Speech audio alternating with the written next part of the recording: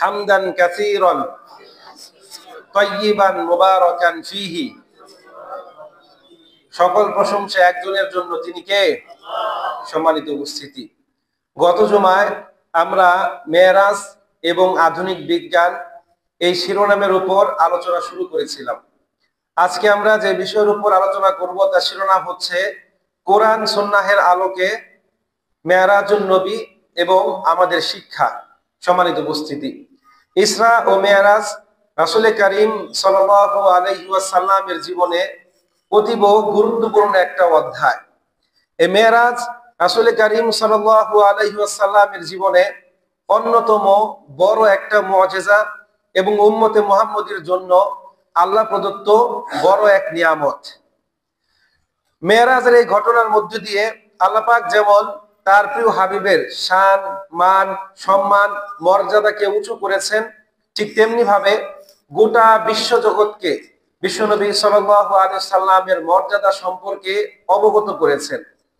মেরাজের এই ঘটনা যেমনি ভাবে রাসূল করিম সাল্লাল্লাহু আলাইহি সাল্লামের জীবন ও সিরাতের সাথে সম্পর্কযুক্ত, ঠিক তেমনি ভাবে প্রত্যেকটা মুসলিমের ইসলামী আকীদা বা ধর্মীয় বিশ্বাসের গুরুত্বপূর্ণ একটা অংশ। মেরাজের এই ঘটনার একদিকে লুকিয়ে আছে আল্লাহ পাক রব্বুল আলামিন প্রদত্ত অলৌকিক রহস্য, হিকমত এবং কুদরত, অন্যদিকে লুকিয়ে আছে উম্মতে মুহাম্মদের জন্য অনেক শিক্ষা এবং দিক নির্দেশনা। রাসূল করিম সাল্লাল্লাহু আলাইহি সাল্লামের মেরাজের মোট দুইটা অংশ। প্রথম অংশ বাইতুল্লাহ থেকে বাইতুল মুকাদ্দাস, যেটাকে আরবি ভাষায় ইসরা বলা হয়। ইসরা শব্দের অর্থ রাত্রিকালীন ভ্রমণ। এই ইসরা মূলত কুরআনুল কারীমের আয়াত দ্বারা সাব্যস্ত। দ্বিতীয় অংশ হচ্ছে বাইতুল মুকাদ্দাস থেকে ঊর্ধ্ব জগতে ভ্রমণ, যাকে আরবি ভাষায় বলা হয় মেরাজ। মেরাজ শব্দটি অরুজ শব্দ থেকে উৎপত্তি লাভ করেছে। অরুজ শব্দের বাংলা আবিধানিক অর্থ হচ্ছে উপরে ওঠা বা উপরে ওঠার সিঁড়ি। তো এই মেরাজ মূলত পরোক্ষভাবে কোরআনের আয়াত দ্বারা প্রমাণিত এবং সরাসরি 50টিরও অধিক হাদিসে মুতাওয়াতির দ্বারা সাব্যস্ত। এবার আসি আমরা মেরাজের সূচনায়।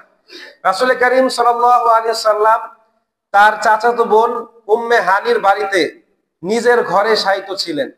এমত অবস্থায় দুজন ফেরেশতা এসে তার ঘরের চালা ফাঁকা করে তাকে সেখান থেকে প্রথমে হাতিমে কাবায় নিয়ে যায়। এরপর সেখান থেকে জমজমের কাছে নিয়ে তার বক্ষ বিদীর্ণ করেন। রাসূল করিম সাল্লাল্লাহু আলাইহি সাল্লামের জীবনে মোট 4 বার, আবার কোন কোন বর্ণনায় 3 বারের কথা উল্লেখ পাওয়া যায়, যাকে আরবি ভাষায় বলা হয় শাক্কে সুদূর, ইংরেজিতে বলা হয় ওপেন হার্ট সার্জারি। তো চতুর্থবার বক্ষ বিদীর্ণের উদ্দেশ্য ছিল রাসূল করিম সাল্লাল্লাহু আলাইহি সাল্লামকে মেরাজের জন্য প্রস্তুত করা, যেন তিনি ঊর্ধ্ব জগতের পরিবেশ সহ্য করতে পারে। বর্তমান যুগের মহাকাশচারীরা মহাকাশে যাওয়ার পূর্বে বিভিন্ন রকম প্রশিক্ষণ নিয়ে থাকেন। Rocket theory, parachuting, sky driving, weightlessness সহ বিভিন্ন রকম প্রশিক্ষণ নিয়ে থাকে, যেন তারা ঊর্ধ্ব জগতের পরিবেশ সহ্য করতে পারে। সম্মানিত উপস্থিতি, তো মেরাজ রাসূল করিম সাল্লাল্লাহু আলাইহি সাল্লামের জীবনে অন্যতম বড় একটা মুআজিজা। গত জুমায় শেষের দিকে 2-4 লাইনে আমরা মুআজিজা সম্পর্কে বলেছিলাম। মুআজিজা শব্দটি ইজাজ শব্দ থেকে নির্গত। এর অর্থ হচ্ছে বিস্ময়কর ক্ষমতা, চ্যালেঞ্জ ছুড়ে দেওয়া। অর্থাৎ আল্লাহ প্রদত্ত এমন অলৌকিক ক্ষমতা যা বিভিন্ন যুগের নবী রাসূলদেরকে তাদের নবুয়াত ও রিসালাতের সত্যতা প্রমাণের জন্য আল্লাহ কর্তৃক দেওয়া হয়েছে।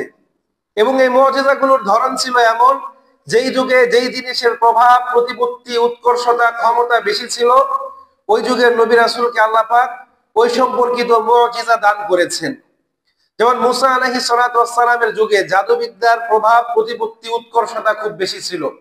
ওই যুগে জাদুকরদেরকে খুব বেশি সম্মান করা হতো। আল্লাহ পাক হযরত মুসা আলাইহিস সালাতু ওয়াস সালামকে এমন মুআজিজা দান করলেন, যা দিয়ে তিনি ওই যুগের জাদুকরদেরকে পরাস্ত করে দিলেন। যার ফলে মানুষ বুঝতে পারলো এটা হচ্ছে জাদু, আর মুসা যেটা দেখিয়েছে সেটা হচ্ছে আল্লাহ পাক রব্বুল আলামিন প্রদত্ত অলৌকিক ক্ষমতা। হযরত ইউসুফ আলাইহিস সালাতু ওয়াস সালামের যুগে স্বপ্নের ব্যাখ্যা নিয়ে মানুষের খুব বেশি আগ্রহ, উৎসাহ আর উদ্দীপনা ছিল। ওই যুগে যারা স্বপ্নের ব্যাখ্যা করত তাদেরকে খুব বেশি সম্মান করা হতো। আল্লাহ পাক হযরত ইউসুফ আলাইহিস সালাতু ওয়াস সালামকে এমন ক্ষমতা দিলেন যে তিনি স্বপ্নের ব্যাখ্যা যেভাবে করতেন বাস্তবে ঠিক তাই ঘটতো। হযরত ঈসা আলাইহিস সালাতু ওয়াস সালামের যুগে চিকিৎসা বিজ্ঞানের উৎকর্ষতা প্রভাব খুব বেশি ছিল। ওই যুগে ডাক্তারদেরকে খুব বেশি সম্মান করা হতো। আল্লাহ পাক হযরত ঈসা আলাইহিস সালাতু ওয়াস সালামকে এমন ক্ষমতা দিলেন যে ওই যুগের ডাক্তাররা যেখানে ব্যর্থ হতেন, ঈসা আলাইহিস সালাতু ওয়াস সালাম সেখানে সফল হতেন। জন্মান্ধ, কুষ্ঠ ব্যাধিগ্রস্ত, ধবল রোগী, এমনকি আল্লাহ পাক রব্বুল আলামিনের আদেশে মৃত ব্যক্তিকে পর্যন্ত তিনি জীবিত করতে পারতেন। আমাদের বর্তমান যুগের ডাক্তাররা যদিও অন্ধ ব্যক্তিকে ভালো করতে পারে, ধবল ব্যাধিগ্রস্ত রোগীকে ভালো করতে পারে, কিন্তু জন্ম থেকে যারা অন্ধ তাদেরকে কেউ ভালো করতে পারে? কারণ ব্রেনের সাথে চোখের যে নার্ভ, যে একটা কানেকশন, এটা না থাকলে এক চোখের জায়গায় যদি আপনি 50টা চোখ লাগান, সে কি দেখতে পাবে? কখনো দেখতে পাবে না। কিন্তু ঈসা আলাইহিস সালাতু ওয়াস সালাম সেটা পারতেন। আল্লাহ প্রদত্ত মুআজিজার ক্ষমতা। এমনকি অনেক বছর আগে মারা যাওয়া ব্যক্তির কবরের সামনে গিয়ে তিনি বলতেন কুম বিইজনিল্লাহ, আল্লাহর হুকুমে দাঁড়িয়ে যাও। সঙ্গে সঙ্গে তারা কি করতেন? আল্লাহ পাক রব্বুল আলামিনের হুকুমে দাঁড়িয়ে যেতেন। মোট কথা, যেই যুগে যেই জিনিসের প্রভাব প্রতিপত্তি ক্ষমতা উৎকর্ষতা বেশি ছিল, ওই যুগের নবী রাসূলকে আল্লাহ পাক ওই সম্পর্কিত মুআজিজা দান করেছেন। বিশ্বনবী সাল্লাল্লাহু আলাইহি সাল্লাম যেই যুগে আরবে আগমন করেছেন, সেই যুগটা ছিল আরবে কিসের যুগ বলেন তো? সাহিত্যের যুগ। কিসের যুগ? হ্যাঁ, আইএমএ জাহিলিয়া যুগ বলা হয়। ওই যুগে সাহিত্যের প্রভাব প্রতিপত্তি ক্ষমতা খুব বেশি ছিল। আপনারা যারা কবিতা পড়তে পছন্দ করেন, এরা আরবি কবিতা পড়ে দেখবেন কি দুর্বোধ্য শব্দ, শব্দের ঝংকার, ভাবের মূর্ছনা, ভাষার লালিত্য, এতটা অন্য কোনো ভাষার কবিতায় আপনি পাবেন না। তো ওই যুগে আল্লাহ পাক রব্বুল আলামিন অবতীর্ণ করলেন বিশ্ব মানবতার মুক্তির দিশারি মহাগ্রন্থ আল কোরআন। বিভিন্ন হাদিস থেকে পাওয়া যায় রাসূল করিম সাল্লাল্লাহু আলাইহি ওয়াসাল্লামের জীবনে 3000-এরও অধিক মুআজিজা আছে। তার মধ্যে সর্বশ্রেষ্ঠ মুআজিজার নাম কি? মহাগ্রন্থ আল কোরআন। রাসূলের জীবনে সর্বশ্রেষ্ঠ মুআজিজার নাম কি? মহাগ্রন্থ আল কোরআন। এটা হচ্ছে রাসূলের জীবনে জীবন্ত মুআজিজা। জীবন্ত মুআজিজা কেন বললাম? অতীতে যত নবী রাসূল ছিল, আল্লাহ পাক তাদের প্রত্যেককে মুআজিজা দান করেছিলেন এবং তারা চলে যাওয়ার সঙ্গে সঙ্গে আল্লাহ পাক তাদের সেই মুআজিজাকেও কি করেছেন? উঠিয়ে নিয়েছেন। যেমন দাউদ আলাইহিস সালাতু ওয়াস সালামের মুআজিজা ছিল, তিনি যদি হাতের মধ্যে লোহাকে নিয়ে মুষ্টিবদ্ধ করে চাপ দিতেন, আঙ্গুলের ফাঁকা দিয়ে মোমের মতো করে গলে গলে লোহাগুলো পড়তে থাকতো। যেভাবে ইচ্ছা তিনি সেভাবে লোহাকে শেপ দিতে পারতেন, আকার আকৃতি দিতে পারতেন। হযরতে ইউসুফ আলাইহিস সালাতু ওয়াস সালামের মুআজিজা কি ছিল? যে তিনি স্বপ্নের ব্যাখ্যা করতে পারতেন, যাই বলতেন তাই হতো। আল্লাহ প্রদত্ত ক্ষমতা। হযরত সুলাইমান আলাইহিস সালাতু ওয়াস সালামের মুআজিজা কি ছিল? যে আল্লাহ পাক সমস্ত প্রাণীর ভাষা বোঝার মতো ক্ষমতা তাকে দিয়েছিলেন এবং তাকে আল্লাহ পাক তখতে সুলাইমান নামক একটা সিংহাসন দিয়েছিলেন, যেটা প্রত্যেকদিন সকালবেলা 1 মাসের পথ অতিক্রম করত আর প্রত্যেকদিন বিকাল বেলা 1 মাসের পথ অতিক্রম করত। হযরত মূসা আলাইহিস সালাতু ওয়াস সালামকে আল্লাহ পাক কি দিয়েছিলেন? একটা লাঠি। এটা তিনি মাটিতে নিক্ষেপ করলে কি হয়ে যেত? বিশাল বড় এক অজগর সাপ। আবার এটা দ্বারা সমুদ্রের মধ্যে আঘাত করলে মাঝখান দিয়ে কি হয়ে যেত? রাস্তা হয়ে যেত। তো দাউদ আলাইহিস সালাতু ওয়াস সালাম চলে গেলেন, আল্লাহ পাক সঙ্গে সঙ্গে তার মুআজিজাও নিয়ে গেলেন। এখন কি দেখা যায় যে লোহাকে হাতের মধ্যে মুষ্টিবদ্ধ করে কেউ গলাতে পারে? আছে? মূসা আলাইহিস সালাতু ওয়াস সালাম চলে গেলেন, সঙ্গে সঙ্গে আল্লাহ পাক রব্বুল আলামিন তার মুআজিজাও নিয়ে গেলেন, যার ফলে আজকে আর কোনো মানুষ লাঠি থেকে সাপ বানাতে পারে না। ইউসুফ আলাইহিস সালাতু ওয়াস সালাম চলে গেলেন, সঙ্গে সঙ্গে আল্লাহ পাক তার মুআজিজাও নিয়ে গেলেন। আজ আর কোনো মানুষ স্বপ্নের ব্যাখ্যা করলে সেটা বাস্তবে ঘটে না, ঠিক কিনা? হযরতে ঈসা আলাইহিস সালাতু ওয়াস সালাম চলে গেলেন, আল্লাহ পাক সঙ্গে সঙ্গে তার মুআজিজাও নিয়ে গেলেন। আজ আর কোনো মানুষ অন্ধ ব্যক্তিকে ভালো করতে পারে না, মৃত ব্যক্তিকে জীবিত করতে পারে না, ঠিক কিনা? কিন্তু বিশ্বনবী মুহাম্মদুর রাসূলুল্লাহ সাল্লাল্লাহু আলাইহি ওয়াসাল্লাম চলে গেলেন, আল্লাহ পাক রব্বুল আলামিন তার মুআজিজাকে কিয়ামত পর্যন্ত পৃথিবীতে রেখে দিলেন, ঠিক কিনা? রাসূল করিম সাল্লাল্লাহু আলাইহি ওয়াসাল্লামের জীবনে সবচেয়ে বড় মুআজিজা হচ্ছে মহাগ্রন্থ আল কোরআন। এই কোরআন এমন এক কিতাব যার মধ্যে আল্লাহ পাক রব্বুল আলামিন সবকিছু উল্লেখ করেছে। মানুষ অবাক হয়ে গিয়েছে এই কোরআনের মুআজিজা দেখে। আল্লাহ পাক বলেন, মা ফাররাতনা ফিল কিতাবি মিন শাই, আমি আমার এই কিতাবের মধ্যে কোনো কিছু বাকি রাখি নাই। মানব জীবন পরিচালনার জন্য যা যা দরকার সবকিছুর মূল উৎস কি? মহাগ্রন্থ আল কোরআন। আল্লাহ বলছেন কিছু আছে প্রকাশ্য যা সহজেই খুঁজে বের করা যায়, কিছু আছে অপ্রকাশ্য যা খুঁজে বের করার জন্য ব্যাখ্যা, বিশ্লেষণ, গবেষণা, এক্সপেরিমেন্টের দরকার হয়। মোট কথা মানব জীবন পরিচালনার জন্য যা যা দরকার সবকিছু কোথায় আছে? কোরআনের আছে। আপনি যদি ডাক্তার হন, কোরআনটা হচ্ছে চিকিৎসা বিজ্ঞানের উৎস। আপনি যদি ইঞ্জিনিয়ার হন, কোরআন ম্যাথমেটিক্স ফিজিক্সের উৎস। আপনি যদি কবি সাহিত্যিক হন, কোরআন সাহিত্যের উৎস। আপনি যদি অ্যাস্ট্রোনট হন, মহাকাশচারী হন, কোরআন স্পেস সায়েন্সের উৎস। আপনি যদি একটা রাষ্ট্রের সুপ্রিম পাওয়ার সর্বোচ্চ ক্ষমতাসীন ব্যক্তি হন, কোরআন হচ্ছে ওই রাষ্ট্রের সুপ্রিম কনস্টিটিউশন বা সংবিধান। জোরে বলেন ঠিক কিনা? মোট কথা আল্লাহ পাক রব্বুল আলামিন এই কিতাবের মধ্যে সবকিছু উল্লেখ করেছেন। উদ্ভিদ বিজ্ঞান, সমুদ্র বিজ্ঞান, সমাজ বিজ্ঞান, রাষ্ট্রবিজ্ঞান, স্পেস সায়েন্স, এরপর আপনার এই জুলজি, মেডিকেল সায়েন্স, লিটারেচার, সবকিছুর উৎস কি? মহাগ্রন্থ আল কোরআন। তো রাসূল করিম সাল্লাল্লাহু আলাইহি ওয়াসাল্লাম যেই যুগে আরবে জন্মগ্রহণ করলেন, সেই যুগটা ছিল কিসের যুগ? সাহিত্যের যুগ। ওই যুগে আল্লাহ পাক রব্বুল আলামিন অবতীর্ণ করলেন বিশ্ব মানবতার মুক্তির দিশারি মহাগ্রন্থ আল কোরআন। এবং আল্লাহ পাক শুধুমাত্র অবতীর্ণ করেই চুপ করে থাকে নাই, আল্লাহ পাক সমগ্র বিশ্ববাসীকে একটা চ্যালেঞ্জ ছুড়ে দিলেন।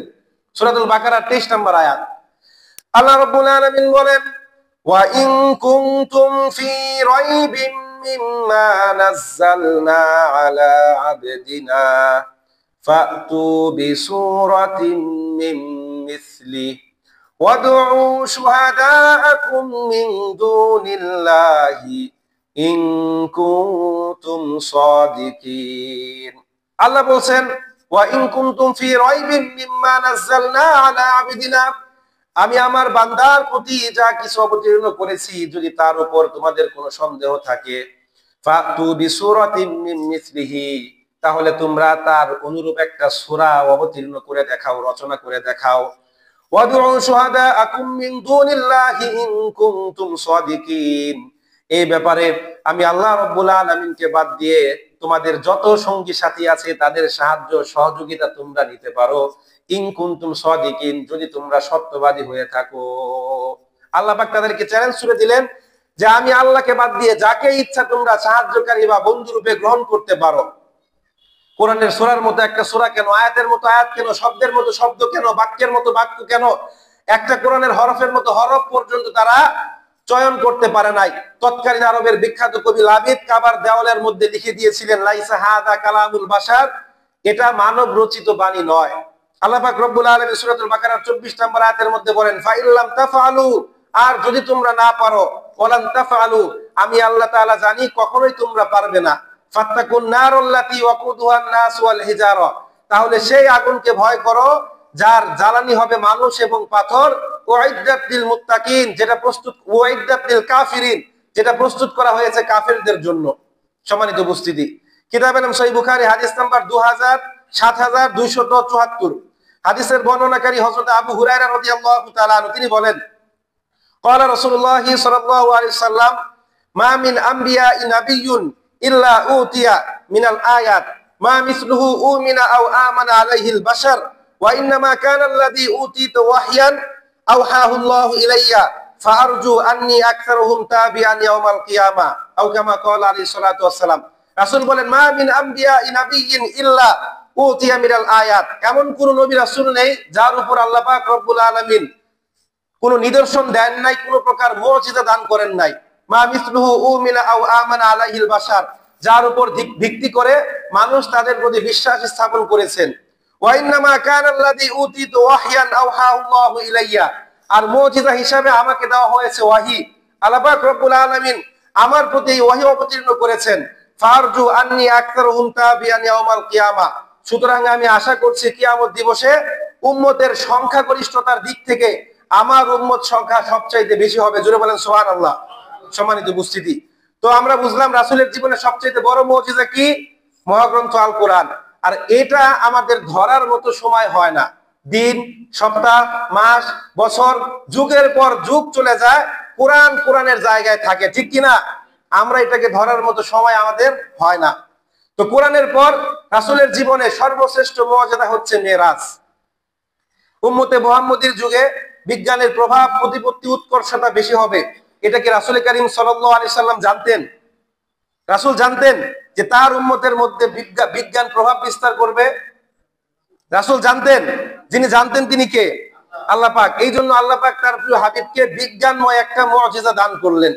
আল্লাহ পাক জানতেন যে বিশ্ব নবীর ওফাতের পর তার উম্মত পুরোপুরি বিজ্ঞানের উপর ডিপেন্ডেন্ট হয়ে পড়বে। এই জন্য আল্লাহ পাক তাকে ভূলোক দুলোক ভেদ করে সাত আসমান জমিন পাড়ি দিয়ে সিদরাতুল মুনতাহা হয়ে যতটুকু ইচ্ছা তিনি নিয়ে গিয়েছেন।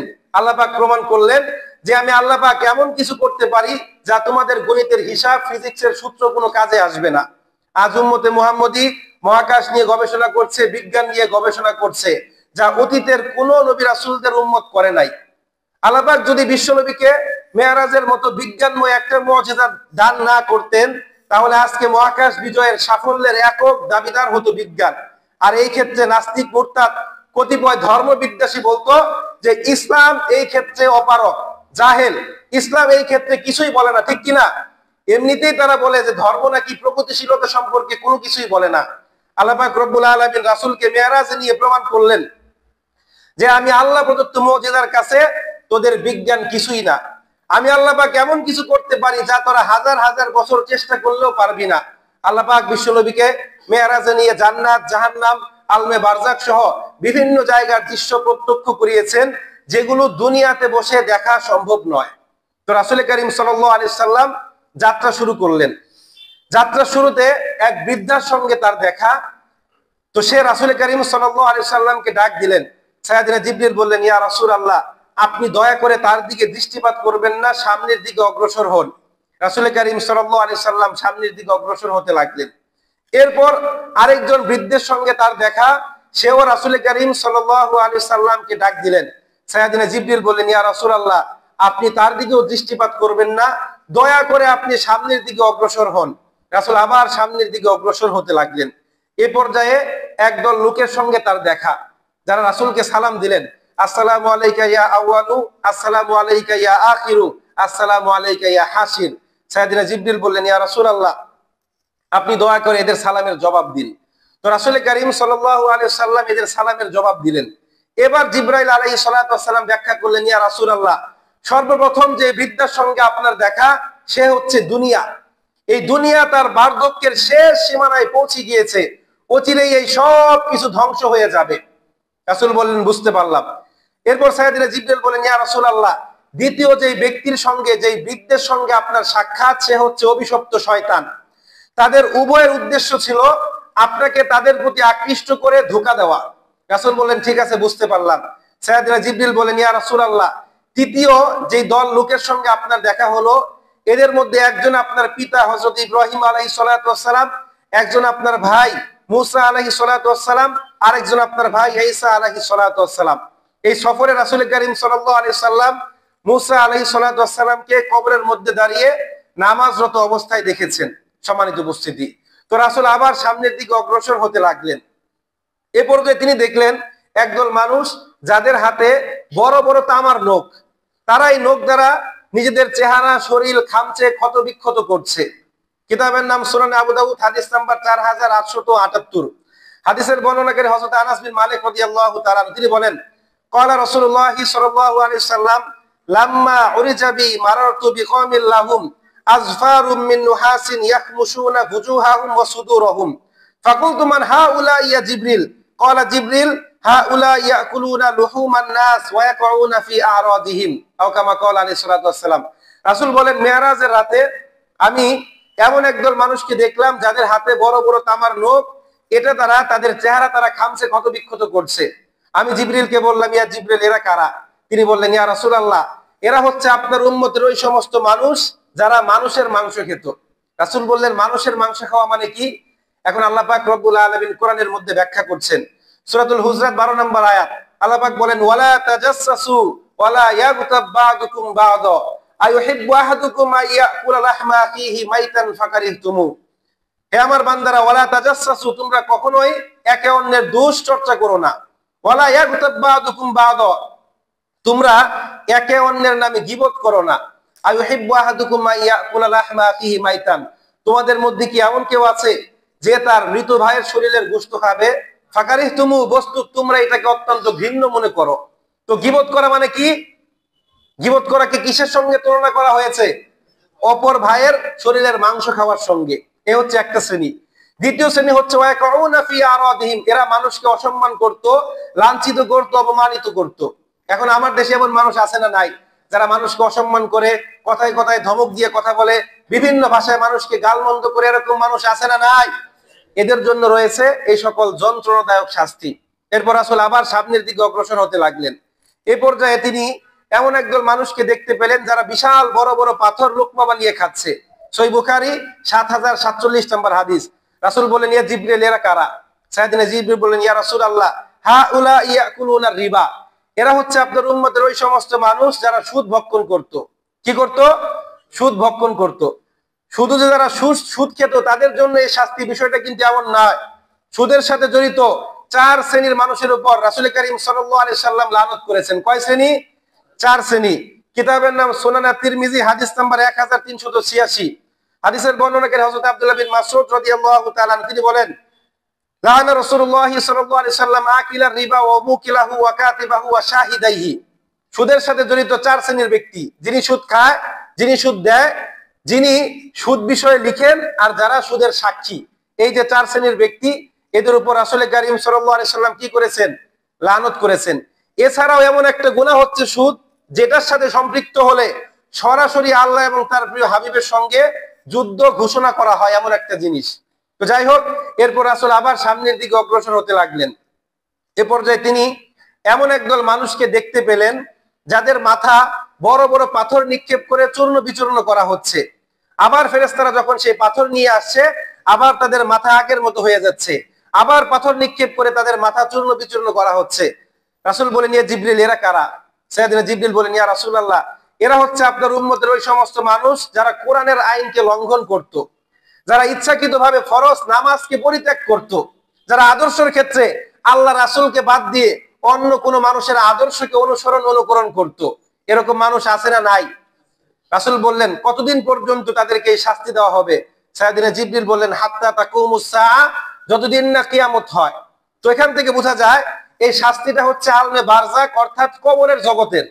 কিয়ামতের মাঠে হিসাব নিকাশ নেওয়ার পর এরপর জান্নাত জাহান্নাম তো আছে, ঠিক কিনা? এরপর আসলে আবার সামনের দিকে অগ্রসর হতে লাগলেন।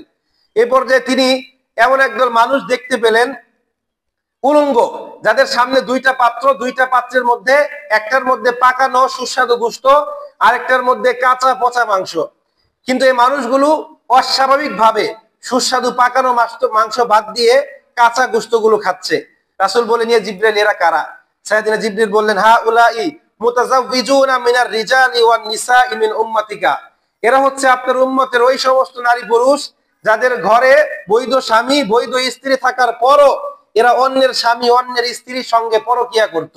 আমার দেশে পরকিয়া আছে না নাই? কম না বেশি? এই পরকিয়ার শাস্তি কি জানেন? কোমর পর্যন্ত অথবা বুক পর্যন্ত মাটিতে গেড়ে এরপর পাথর নিক্ষেপ করতে করতে কি করা? হত্যা করা, যাকে আরবি ভাষায় বলা হয় রজম। 2-1টা হুদ যদি প্রতিষ্ঠা করা যায় তাহলে পরকিয়া থাকবে কি থাকবে না? থাকবে। আজকে আমার দেশে কেউ যদি 1-এর অধিক বিয়ে করে, মানুষ বলে তার চরিত্র খারাপ, আর একজন আরেকজনের বউ নিয়ে চলে গেলে এটা হয় ফ্যাশন, ঠিক কিনা? সম্মানিত উপস্থিতি, তো এরপর রাসূল আবার সামনের দিকে অগ্রসর হলেন। সহিহ বুখারী ৭০৪৭ নম্বর হাদিস। এ পর্যায়ে তিনি এমন একটা বিশাল তন্দুরুটি পাকানো চুলা দেখতে পেলেন, যার মধ্যে দাউ দাউ করে আগুন জ্বলছে। কিছু সংখ্যক উলঙ্গ নারী পুরুষ এটার মধ্যে ঘুরপাক খাচ্ছে। রাসূল বললেন, ইয়া জিবরিল, এরা কারা?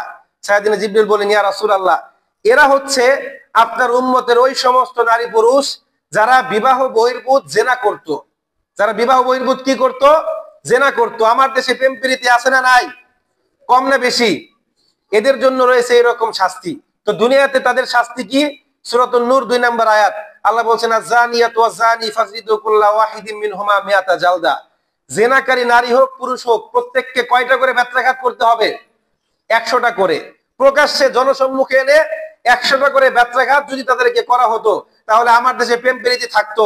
আজকে বাবার সামনে মার সামনে বসে ছেলে মেয়ে ঘন্টার পর ঘন্টা কি করছে? মোবাইলে চ্যাটিং করছে, কথা বলছে। ছেলে বাসার মধ্যে মেয়ে বান্ধবী নিয়ে আসছে, মেয়ে ছেলে বন্ধু নিয়ে আসছে, বাবা মা কিছুই বলেন। এরকম আছে না নাই? এগুলো কি হালাল না হারাম? এগুলো করা যাবে না। সম্মানিত উপস্থিতি, এরপর রাসূল আবার সামনের দিকে অগ্রসর হতে লাগলেন। এ পর্যায়ে তিনি এমন এক ব্যক্তিকে দেখতে পেলেন যে বিশাল বড় একটা লাকড়ির বোঝা মাথায় ওঠানোর চেষ্টা করছে, কিন্তু প্রচুর পরিমাণ ভারী হওয়ার কারণে এটা তার হাত থেকে পড়ে যাচ্ছে। তো লাকড়ির বোঝা পড়ে যাওয়ার পর সে এটার সঙ্গে আরো কিছু লাকড়ি অ্যাড করে আবার মাথায় ওঠানোর চেষ্টা করছে, আবার পড়ে যাচ্ছে, আবার এটার সঙ্গে আরো কিছু লাকড়ি যোগ করে আবার মাথায় ওঠানোর চেষ্টা করছে। এভাবে সে বারবার বৃথা প্রচেষ্টা চালিয়ে যাচ্ছে। তার অস্বাভাবিক কার্যক্রম দেখে রাসূল বললেন, ইয়া জিব্রাইল, এই ব্যক্তিটিকে? সাইয়েদনা জিবরিল বললেন, ইয়া রাসূলুল্লাহ, এটা হচ্ছে আপনার উম্মতের ওই সমস্ত মানুষের প্রতিনিধিত্ব করে যারা দুনিয়াতে আমানতের খেয়ানত করত, অন্যের হক মেরে খেত, অন্যায় ভাবে মানুষের জমি দখল করত, মানুষের সম্পদকে আত্মসাৎ করত। তাদের ঋণ তারা পরিশোধ না করে দিনের পর দিন তারা আত্মসাতের মাত্রা আরো বেশি বৃদ্ধি করেছে, যার ফলে আজকে তাদেরকে এই শাস্তি দেওয়া হচ্ছে। সূরাতুল বাকারা 188 নম্বর আয়াত। আল্লাহ বলেন, ওয়ালা তাকুলু আমওয়ালাকুম বাইনাকুম বিল বাতিল, সাবধান, তোমরা কখনোই অন্যায় ভাবে একে অন্যের সম্পদ আত্মসাৎ করো না। আমার দেশে দুর্নীতি আছে না নাই? কম না বেশি? এই দুর্নীতি দমন করার জন্য দুর্নীতি দমন একটা কমিশন গঠন করা হয়েছে। এখন দেখা যায় এইটার মধ্যেও দুর্নীতি, ঠিক কিনা? ভূত তাড়াতে সরষা, সরষার মধ্যেই ভূত। সম্মানিত উপস্থিতি, এরপর রাসূল আবার সামনের দিকে অগ্রসর হতে লাগলেন। এ পর্যায়ে তিনি এমন একদল মানুষকে দেখতে পেলেন যাদের জিহ্বা আগুনের কাঁচি দ্বারা কাটা হচ্ছে। কি দ্বারা কাটা হচ্ছে? আগুনের কাঁচি। কিতাবের নাম সহিহ ইবনে হিব্বান, হাদিস নাম্বার 53। হাদিসের বর্ণনাকারী হযরত আনাস বিন মালিক রাদিয়াল্লাহু তাআলা, তিনি বলেন, ক্বালা রাসূলুল্লাহ সাল্লাল্লাহু আলাইহি ওয়াসাল্লাম, রাআইতু লাইলাতাল উসরি রিজালান তুকরিদু শিফাহুহুম বিমাকারিদিম মিনান নার, ফাকুলতু মান হাউলা ইয়া জিবরিল? ক্বালা জিবরিল, হাউলাই খুতাবাউ মিন উম্মাতিকা ইয়ামুরুনা আন-নাসা বিল বিররি ওয়া ইয়ানসাউনা আনফুসাহুম, আও কামা ক্বালা আলাইহিস সালাতু ওয়াস সালাম। রাসূল বলেন, আমি কিছু সংখ্যক মানুষকে দেখতে পেলাম আগুনের কাঁচি দ্বারা যাদের জিহ্বা কাটা হচ্ছে। আমি জিবরিলকে বললাম, ইয়া জিবরিল, এরা কারা? তিনি বললেন, এরা হচ্ছে আপনার উম্মতের ওই সমস্ত বক্তা, ওই সমস্ত মানুষ যারা